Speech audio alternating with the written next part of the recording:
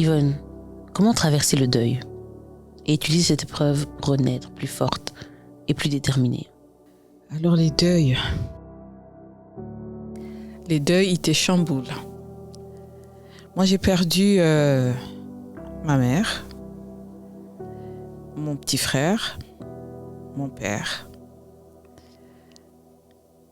et un ami proche récemment. Et à chaque deuil, j'ai envie de dire qu'il y a une partie de soi qui part. Et dans notre communauté, les deuils, alors on ne le vit pas comme ailleurs, hein. Je vais donner mon expérience. En temps des deuils, moi, la personne qui me sent perdue, on m'exige de manger. Mais mon corps ne produit pas la faim. Il est incapable de produire la faim. On me dit de prier. Comme si Dieu ignorait qu'une personne de mon entourage, une personne chère, venait de partir. Mais que dira Dieu dans ces moments-là? Pendant les moments des deuils, on s'entend dire il faut être fort. J'ai envie de dire qu'il faut laisser les gens vivre leur deuil. Il faut laisser les gens pleurer. Traverser un moment des deuils, ce n'est la faute de personne. On vient au monde sans demander la permission de qui que ce soit et sans même qu'on nous demande notre avis. Et puis un jour, parce qu'on a tous des dates de péremption, on finit par partir. Et les personnes proches, comme c'est mon cas, comme c'est le cas de quelqu'un d'autre qui m'écoute, mais certainement ça va finir par être le cas de quelqu'un ici, dans cette audience. Chacun vit à sa manière.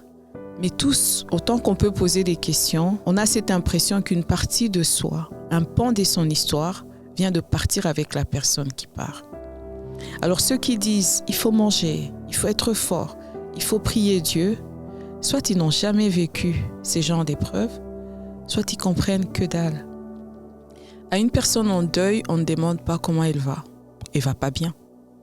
Elle peut ne pas pleurer physiquement et être juste silencieuse, mais elle est fracassée, elle est brisée de l'intérieur. Elle fait pas ses nuits et se pose plein de questions. Je pense que la meilleure des attitudes, c'est de laisser la personne tranquille et vivre son deuil à sa façon. Dans ces moments d'épreuve et de deuil, j'aurais voulu juste avoir la présence des personnes que j'aime. Mais pas de parole, pas d'eux, il faut prier. Il faut avoir la foi. C'est pas parce qu'on n'a pas la foi qu'on perd une personne, hein, et qu'on passe par les moments des deuils. Donc beaucoup plus d'empathie, de compréhension et beaucoup plus de silence. Pour moi, c'est la meilleure façon d'accompagner ceux qui sont en deuil.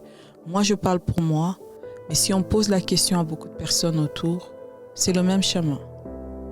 La personne perd un membre, un être cher, et on lui demande d'être en même temps fort, de prier Dieu, de manger, de boire, de vite se relever. Il faut le vivre pour le comprendre.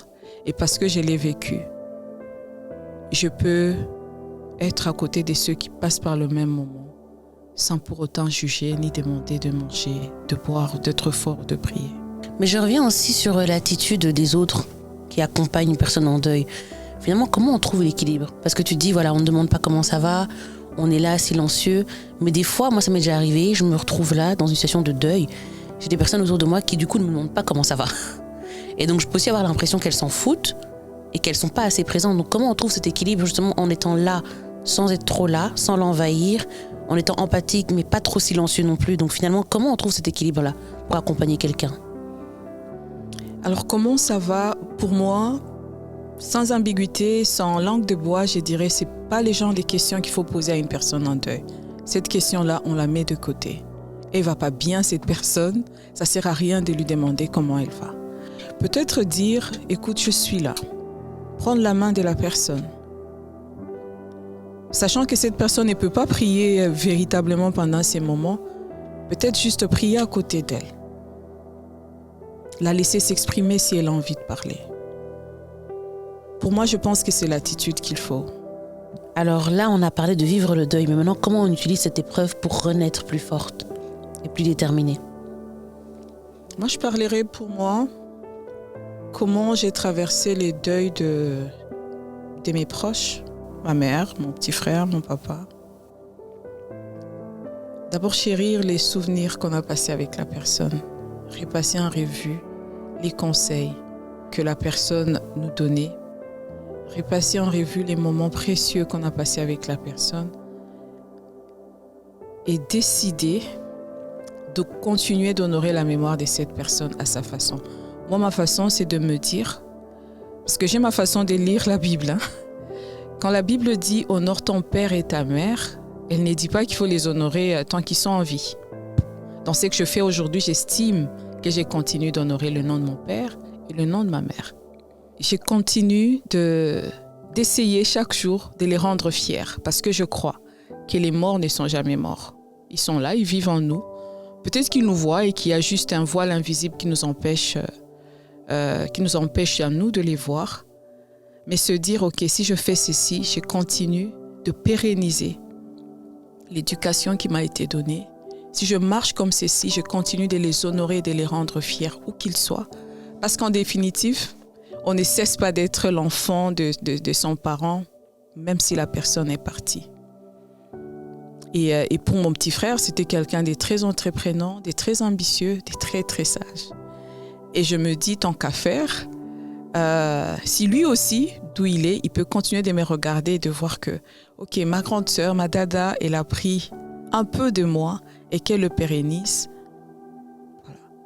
Les honorer, c'est aussi fleurir leur tombe, hein, si on peut, mais c'est pas moi ma façon de le faire. Ceux qui vont fleurir les tombes, ils font bien, ils font pas mal.